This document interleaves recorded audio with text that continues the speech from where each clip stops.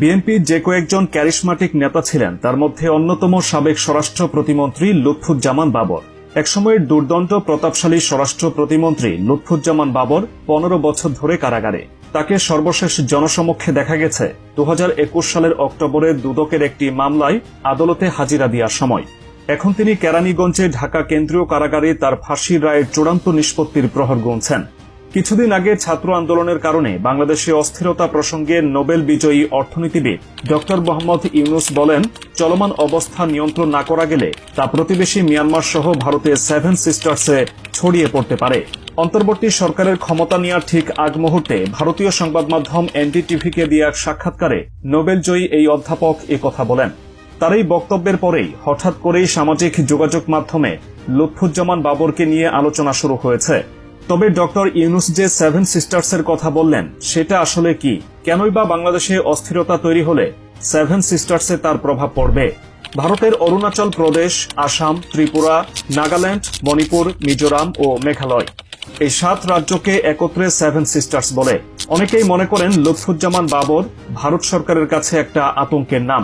লুৎফুজ্জামান বাবর 7 সিস্টারে বিদ্রোহী দল বানিয়ে দিয়ে ভারতে অস্থিতিশীল করে দিয়েছিলেন। চীন, পাকিস্তান মিলে ভারতকে যতটুকু ক্ষতি করতে পারেনি তার চেয়ে বেশি লুৎফুজ্জামান বাবর করতে পেরেছেন। 2004 সালে তিনি 10 ট্রাক ভর্তি অস্ত্র, গোলাবারুদ, রকেটের লঞ্চার নিয়ে ভারতে পাঠাতে চেয়েছিলেন। তখন তারা নিজেদের দেশে গৃহযুদ্ধে অবতীর্ণ ছিল।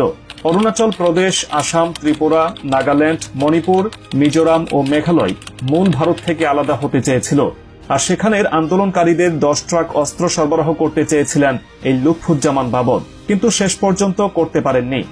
এখন আসা যাক লুৎফুজ্জামান বাবর প্রসঙ্গে। 1958 সালে 10 অক্টোবর জন্মগ্রহণ করেন লুৎফুজ্জামান বাবর। তার প্রাতিষ্ঠানিক শিক্ষা এইচএসসি পর্যন্ত। 1991 সালে প্রথমবারের মতো নেত্রকোনা থেকে সংসদ সদস্য নির্বাচিত হন বাবর। এরপর 1996 সালের 15 ফেব্রুয়ারির বিতর্কিত নির্বাচনেও তিনি সংসদ সদস্য নির্বাচিত হয়েছিলেন।